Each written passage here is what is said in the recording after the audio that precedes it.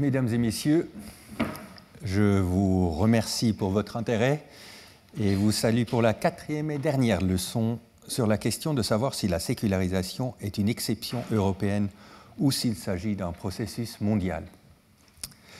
Dans les cours précédents, nous avons vu qu'on trouve des phénomènes de modernisation et sécularisation en Europe comme sur d'autres continents.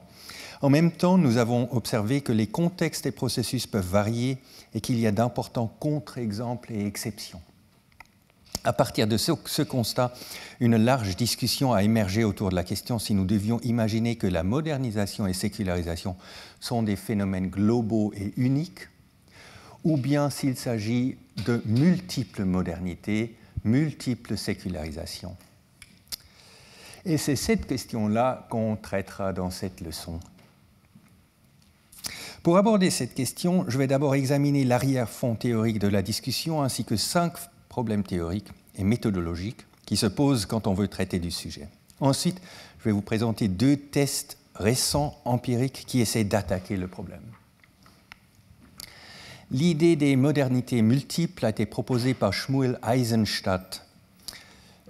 Il écrit, je cite, « La modernité s'est en effet étendue à la majeure partie du monde, mais n'a pas donné lieu à une seule civilisation, ni à un seul modèle institutionnel, mais au développement de plusieurs civilisations modernes, c'est-à-dire de civilisations qui partagent des caractéristiques communes, mais qui ont pourtant tendance à développer des dynamiques idéologiques et institutionnelles différentes, même si elles sont apparentées. » Donc, à partir de là, une immense littérature autour de « multiple modernities ». Cette idée a quelque chose de convaincant, ça doit être vrai d'une certaine manière. On va dans d'autres pays, même très modernisés, et on voit tout de suite que les choses sont très différentes. La culture semble être différente.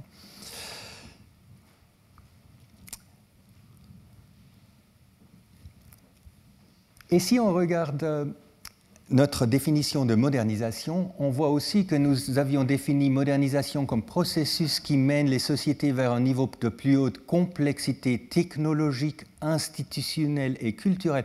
Il y a là 3 choses, technologique, institutionnelle et culturelle. Il se pourrait donc déjà dans notre définition qu'on aurait une modernisation qui aurait toujours le même dosage de modernisation culturelle, technologique ou institutionnelle, mais il se pourrait aussi que dans différents pays, nous aurions différents dosages. Donc, ça pourrait être le cas que dans un pays, il y aurait plutôt une modernisation culturelle, dans un autre, plutôt une modernisation technologique. Toutes sortes de possibilités sont possibles.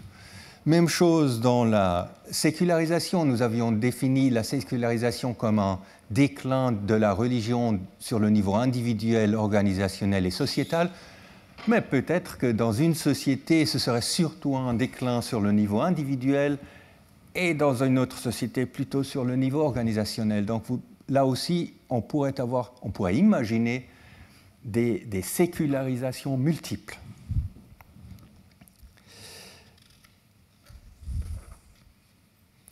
Donc, c'est une question, c'est tout à fait possible, et pour nous, ce sera une question empirique. Et qu'est-ce qu'on voit quand on regarde les faits, quand on mesure les faits? Maintenant, avant que j'entre là-dedans, j'aimerais vous parler d'une chose qui est importante. Quand on a une question de classification, c'est-à-dire de combien de types ou de classes nous voulons distinguer, il est important de comprendre la chose suivante. Il s'agit d'une question de l'abstraction du modèle. Puisque la réalité est infiniment complexe, c'est en grande partie notre décision de combien de types nous voulons créer. Juste pour clarifier les idées, on a 9 objets. Combien de types d'objets est-ce que vous voyez? Combien de types? Petit sondage, donc qui voit 3 types? 3. Qui voit 2 types? Oui. 1 type? Okay. Donc là, aucun des objets est similaire. Hein. Donc, vous auriez pu me dire il y a 9 types là, puisque les 9 sont différents quand même. Mais peut-être que vous aviez, la plupart d'entre vous ont dit bah, les petites différences de taille ne sont pas importantes, on va les négliger. On va dire qu'il y a trois types. Trois types, les carrés avec les coins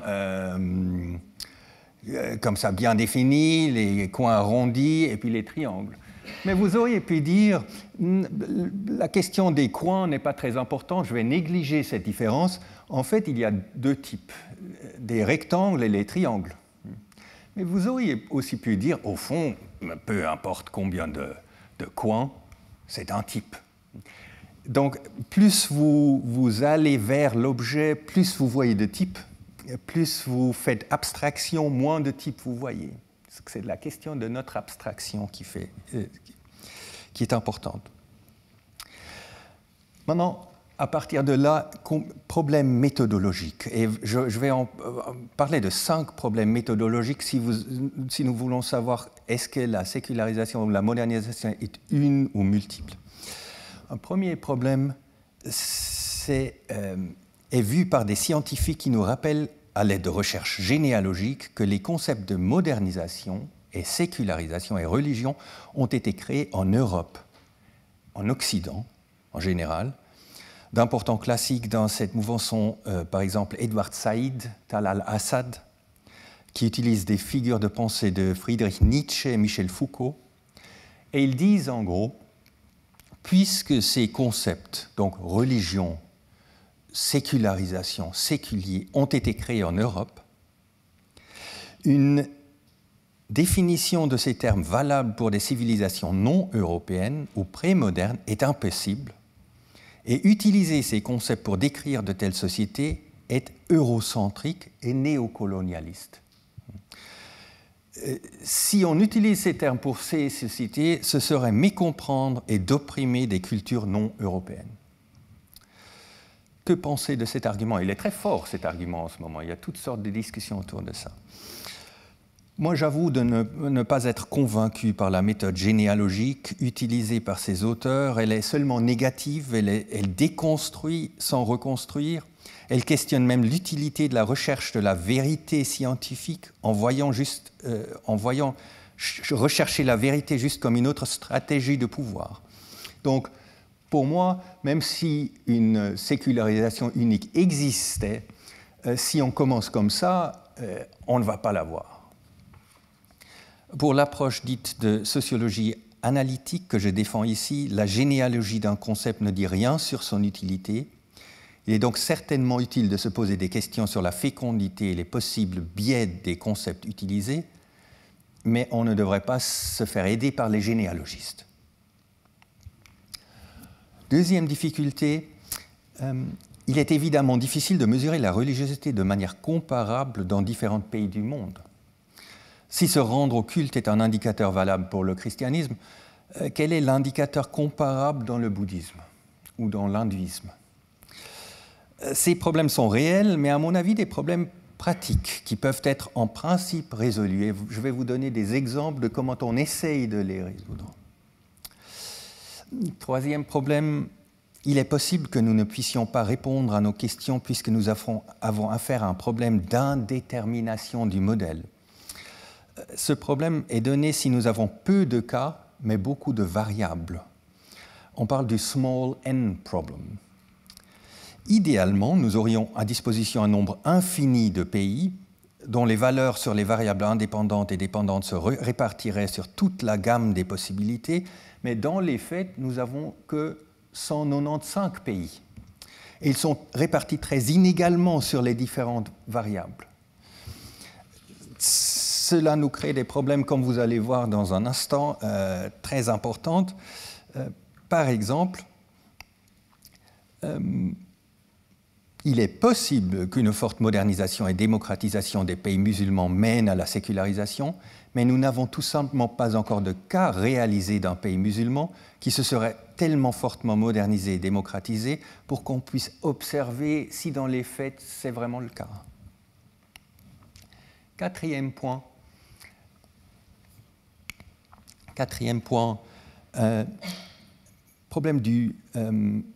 pour beaucoup de pays non occidentaux, des données longitudinales mesurant la religiosité de manière valide à travers plusieurs points dans le temps n'existent simplement pas. Pour les pays où des données longitudinales existent, celles-ci commencent normalement dans les années 1980. Donc nous avons peu de données et pour certains pays encore moins. Cinquièmement et finalement, nous avons, ça aussi c'est un problème très important, nous sommes confrontés à un problème de non-indépendance des cas. On parle du problème de Galton.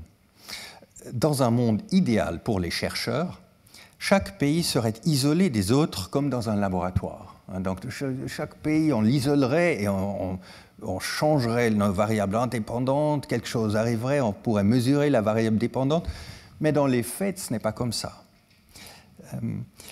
Dans les faits, un pays A peut influencer un autre pays B et sa sécularisation. Donc il se peut qu'un pays A peut contraindre un pays B pour se séculariser. Ou bien un pays B peut voir un pays A comme modèle et essayer de l'imiter.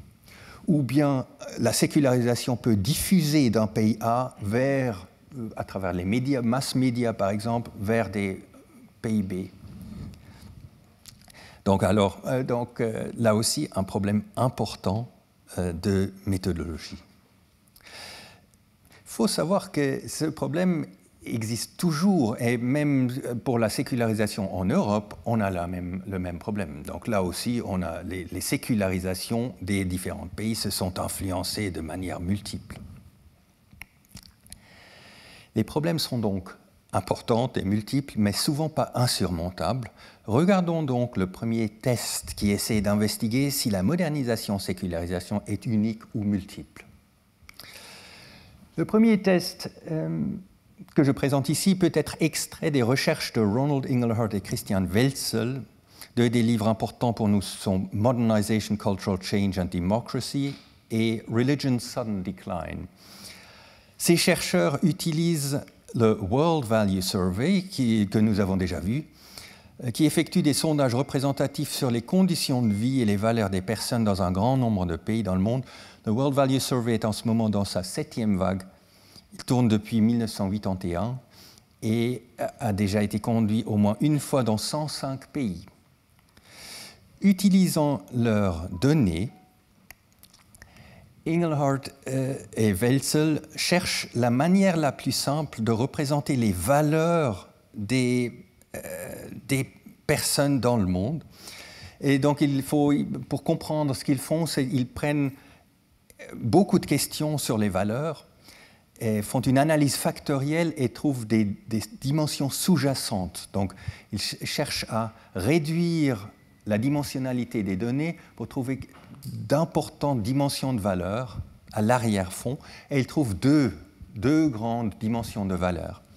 Et ces deux grandes dimensions de valeur sont le traditionnalisme versus le sécularisme-rationalisme, et de l'autre côté, les valeurs de la survie versus les valeurs de l'expression de soi. Par exemple, une personne avec des valeurs traditionnelles, selon Inglehart et Welzel, va trouver que Dieu est important, va vouloir enseigner de l'obédience et la foi religieuse à un enfant et sera orgueilleux de sa nationalité. Une personne qui aura des valeurs sécularistes, rationnelles, sera juste le contraire. Donc trouvera Dieu pas important dans sa vie, ne voudra pas enseigner aux enfants de respecter l'autorité et sera peu orgueilleuse de la nation. Valeur de survie versus valeur d'expression de soi. Une personne qui prend les valeurs de survie comme importantes donne priorité à la sécurité économique et physique et trouvera l'expression de soi et la qualité de vie peu importante. Donc deux grandes dimensions. Il y a beaucoup plus d'items, questions qui mesurent ces valeurs, mais ça, c'est les deux grandes dimensions. En plus, Inglehart et Welzel distinguent 8 clusters ou groupes culturels de pays. Ces clusters ont un patrimoine culturel et religieux commun et ils distinguent Protestant Europe, Catholic Europe, English-speaking, Confucian Orthodox Europe, Latin America, African Islamic. Avec ces deux dimensions de valeur et ces 8 clusters, Engelhard et Wels construisent une carte des valeurs mondiales. Et peut-être que vous l'avez déjà vu une fois. Donc, vous avez ici, première dimension, valeur de survie et valeur expression de soi. Ici, deuxième dimension, vous avez les valeurs traditionnelles et valeurs rationnelles séculières. Et chaque pays, vous avez différents pays, le Danemark ici, la Suède, le Ghana, le Qatar, Jordanie, Maroc. Donc pour chaque pays, vous prenez la moyenne sur ces différentes dimensions de valeur et ça donne une position. Et puis, une chose intéressante qu'on voit empiriquement, c'est que différents pays avec différentes traditions historiques, et souvent aussi géographiquement proches, se trouvent proches sur la carte des valeurs. Donc, le Danemark se trouve proche de la Suède, proche de l'Allemagne, et tout ça, ça donne donc Protestant Europe. Ici, vous avez le cluster African Islamic. Ici, vous avez l'Europe catholique. Et donc, le Protestant Europe, très clairement, a des valeurs très fortement self-expression, donc expression de soi, et très rationnelle, séculariste, tandis que African Islamic, ici, ont des valeurs très survie et traditionnelles. À l'arrière-fond, vous voyez une sorte de modernisation ici, donc on peut s'imaginer qu'avec le temps, des pays pourraient bouger de gauche en bas à droite en haut.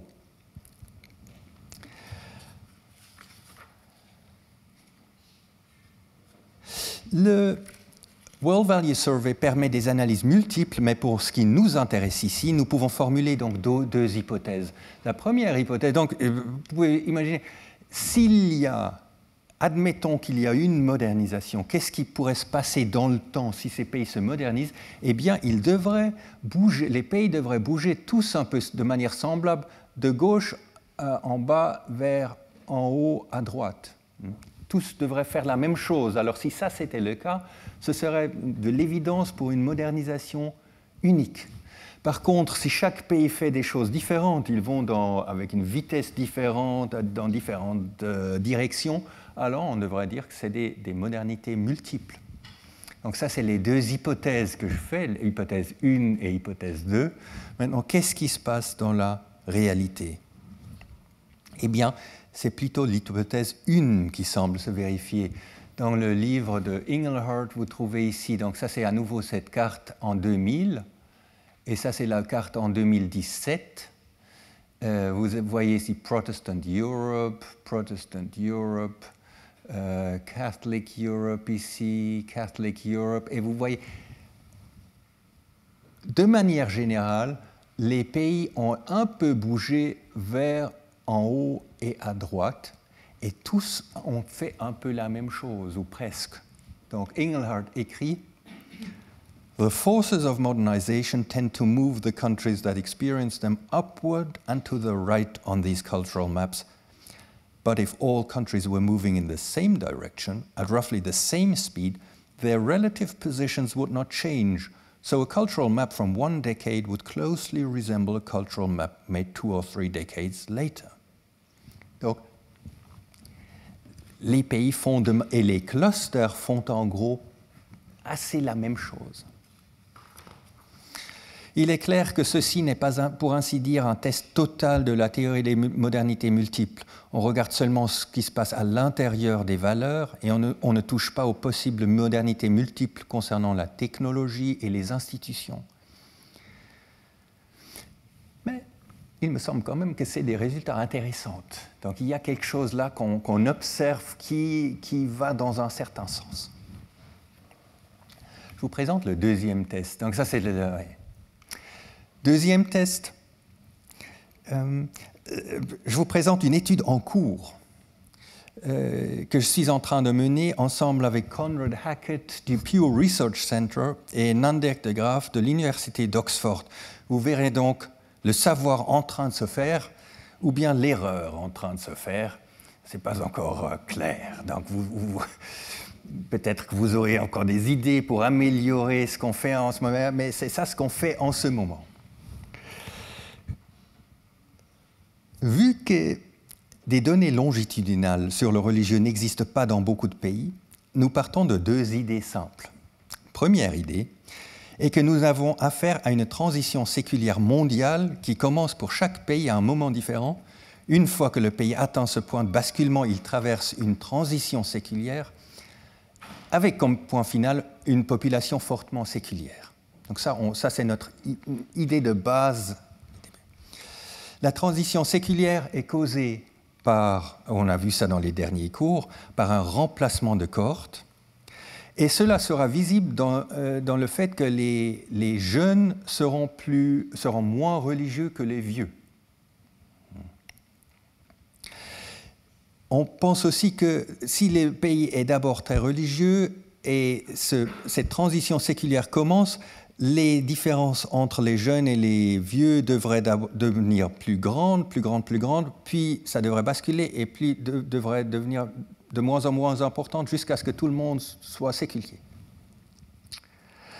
Une deuxième idée est que les groupes ne se débarrassent pas d'un seul coup de tous les éléments de leur religiosité. Dans ce qui peut être reconstruit comme rationnel, les groupes abandonnent d'abord les éléments les plus coûteux. Au début du processus, ils renoncent à la pratique publique, car cela prend du temps et de l'énergie. Ensuite, ils abandonnent la religiosité personnelle, telle que la croyance, la prière personnelle ou l'idée que Dieu est important. Et finalement, ils abandonnent l'idée qu'ils ont une identité religieuse même. Ce faisant, ils auront des rationalisations. Ils diront, quand ils auront abandonné la pratique, ils diront « Ah, mais je ne pratique plus, mais Dieu est toujours important pour moi, personnellement. » Et quand ils auront quand ils auront abandonné la croyance, ils diront « Ah, mais je ne suis plus croyant, mais je suis toujours catholique, de manière traditionnelle, comme ça. » Mais dès qu'ils auront abandonné l'identité même, alors ce sera fini. Donc ils diront « Moi, je ne suis plus rien. En tout cas, je ne suis plus rien, je n'ai plus d'affiliation religieuse. » De ce modèle, on peut à nouveau extraire deux hypothèses. La première, au cours de la transition séculière, les différences entre les cohortes et la religiosité devraient d'abord augmenter puis diminuer. Et hypothèse 2, au cours de la transition séculière, les différences de cohortes apparaissent d'abord dans la fréquentation, puis dans la religiosité personnelle, et enfin dans l'affiliation. Voilà les données que nous utilisons. Donc nous utilisons les données du Pew Research Center. C'est des données sur 102 jusqu'à 106 pays.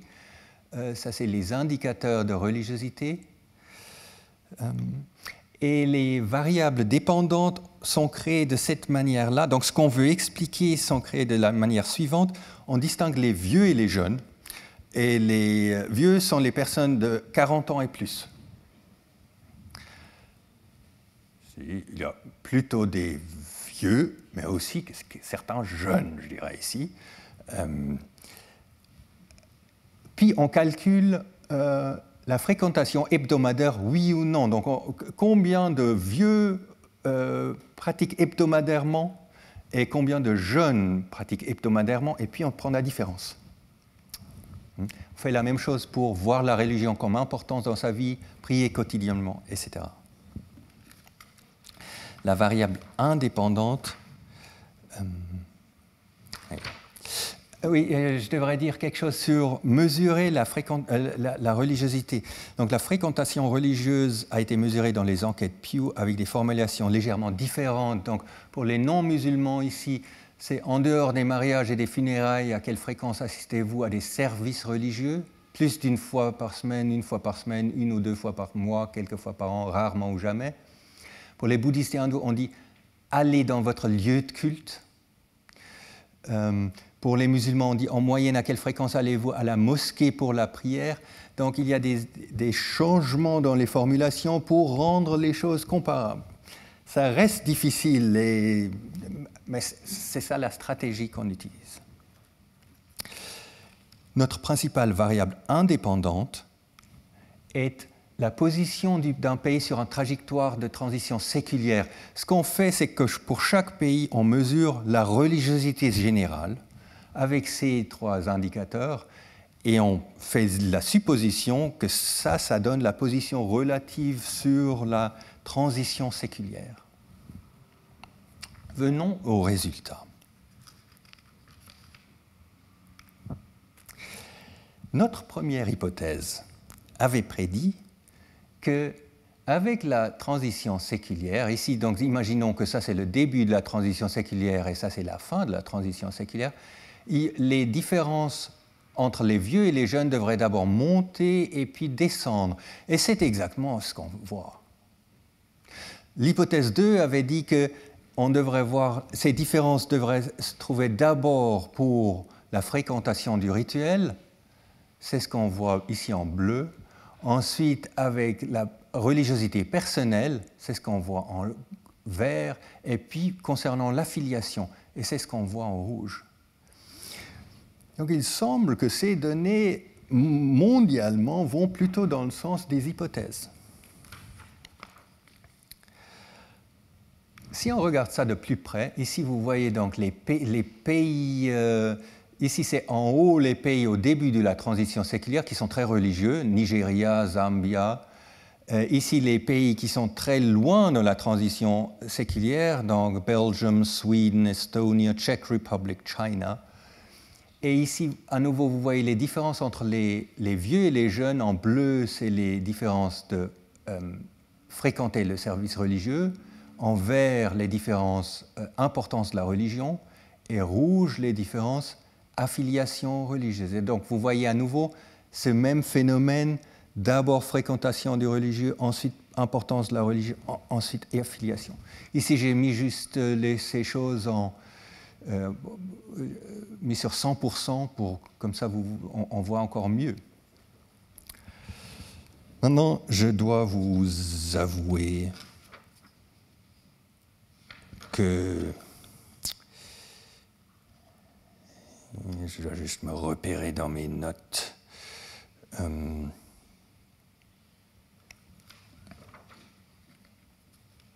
Oui, je dois vous avouer que j'ai un peu triché.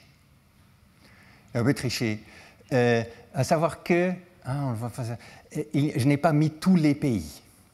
Il y a un certain nombre de pays, ça ne se donne pas tellement bien, mais je vais vous expliquer. Ça, c'est les pays que j'ai mis. Mais j'ai exclu certains pays. Quels pays est-ce que j'ai exclu? J'ai exclu ici ces pays. Les 15 pays les plus pauvres, je les ai exclus. Là, on voit peu de différence entre les vieux et les jeunes, voire des différences qui vont dans l'autre sens. Pour me défendre, je pourrais dire que la théorie dit que la transition séculière commence seulement à un certain moment.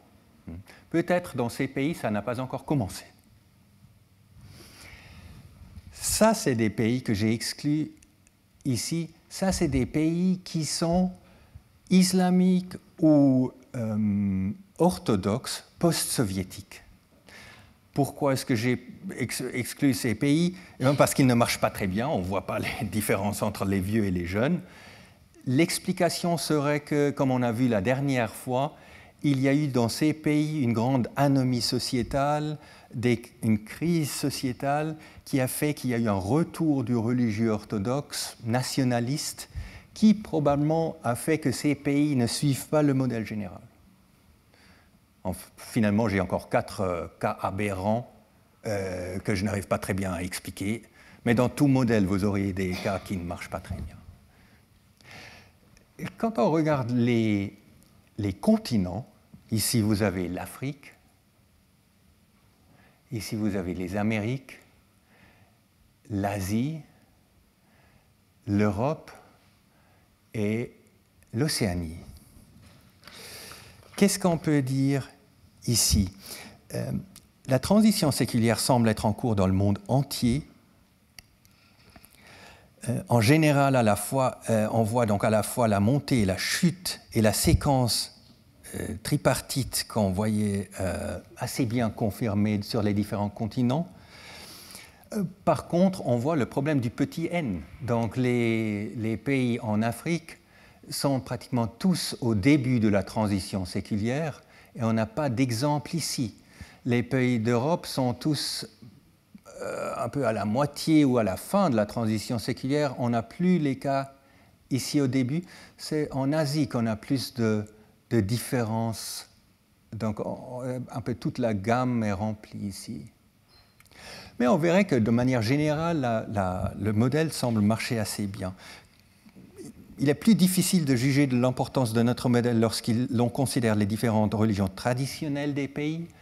Donc, pourquoi donc on a la plupart des pays dans le Pew Research, dans nos données, sont traditionnellement chrétiens. On a aussi des pays traditionnellement musulmans, mais ils sont tous ici au début ou à la moitié de la transition séculière. On a peu de pays avec hindou ou folk religion ou bouddhisme traditionnellement. Donc on a trop peu de cas pour dire quelque chose. Cette recherche a clairement des limites importantes. On peut se poser la question si les indicateurs sont adaptés. On a clairement un problème de petit n. L'interprétation temporelle des différences d'âge reste incertaine. Cela dit, je trouve que les résultats restent frappants. Il semble que l'hypothèse 1 est vérifiée. Nous voyons donc cette séquence Attendance, Personal Religiosity, Affiliation, comme le présidait l'hypothèse 2. Finalement, nous ne voyons pas de grande différence entre les continents et religions. Cependant, les pays post-communistes orthodoxes semblent clairement faire exception. Ajoutons, pour finir, une complication finale.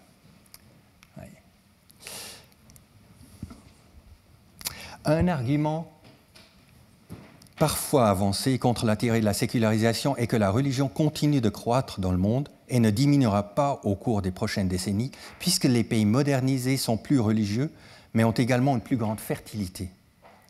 C'est effectivement le cas. Ce graphique montre les pays avec la plus grande fécondité. Il s'avère qu'il s'agit également des pays qui montrent la plus grande religiosité. En gros, c'est le Global South. Donc ici, vous voyez le Children Born per Woman 2019. Donc, c'est exactement les pays qui sont plus religieuses, qui ont plus de fécondité. C'est pour cette raison que les chercheurs du Pew Research Center arrivent à la conclusion que jusqu'à 2050, donc c'est les pronostics, le nombre de personnes affiliées à une religion va encore fortement augmenter, aussi bien de manière absolue que relative. Tandis que le nombre de personnes sans confession va rester stable en chiffre absolu et diminuer en chiffre relatif. Donc, ici 2010, 2050, donc les chrétiens vont de manière absolue croître, les musulmans vont croître encore plus, les sans religion vont croître juste un tout petit peu, tandis que de manière relative, si on prend les pourcentages, les chrétiens vont rester stables, les musulmans vont monter, et les personnes sans religion vont même décroître. Bien que ce scénario soit empiriquement probable, cela ne constitue cependant pas un argument contre la théorie de la sécularisation, car les deux mécanismes peuvent fonctionner simultanément. Nous arrivons donc à la conclusion générale. Eh bien, d'abord, je vous félicite d'avoir suivi ces 4 cours. Mais qu'est-ce que nous avons appris? Qu'est-ce que nous avons appris? Eh bien, nous avons posé la question générale de combien de preuves empiriques il y a pour l'affirmation selon laquelle la sécularisation européenne était exceptionnelle. Vous vous souvenez qu'au début, il y avait ces chercheurs qui disaient l'Europe, c'est en Europe la sécularisation, mais partout ailleurs, ça n'existe pas. Qu'est-ce qu'on a appris? Eh bien, nous avons appris, ça c'est le point principal, que la sécularisation européenne n'est pas exceptionnelle. Il n'y a aucun doute sur cela dans mon esprit. Puisque la théorie de la sécularisation orthodoxe prédit le niveau de sécularisation et le processus de sécularisation de beaucoup de pays européens et non européens, la modernisation et la sécularisation existent en dehors de l'Europe. Mais nous avons vu d'autres choses. Nous avons vu que la transition séculière pourrait être mondiale. Ça, on l'a vu aujourd'hui. Les pays semblent bouger de manière semblable vers plus de sécularité, rationalité et des valeurs expression de soi. C'était le premier test qu'on avait vu. Cette transition semble prendre la forme APA, Attendance, Personal Religiosity, Affiliation, ou fréquentation, importance de la religion, affiliation, c'est-à-dire qu'on abandonne d'abord la fréquentation du rituel, ensuite l'importance qu'on accorde à la religion, et puis finalement l'affiliation religieuse. On a ensuite vu que le processus est unique ou multiple selon l'abstraction recherchée par l'observateur. C'est nous qui pouvons, d'une certaine manière, dire si nous voulons voir plusieurs types ou un type. Nous avons vu que les retours du religieux existent et sont importants. On a vu les musulmans, les orthodoxes, le pentecôtisme. Mais ils peuvent souvent être expliqués par des mécanismes de réintégration individuelle, de défense culturelle contre des menaces et des besoins et de création de l'État. En général, ils ne semblent pas renverser la tendance générale pendant longtemps. La fécondité a l'effet que la religiosité est quand même encore en croissance. Si nous mettons tout ça en perspective, il est donc probable que le monde sera plus séculier à long terme. Il y aura moins besoin de sociologues de religion. Et sur cette note un peu triste, je conclus et je me réjouis d'entendre vos éventuelles questions. Merci.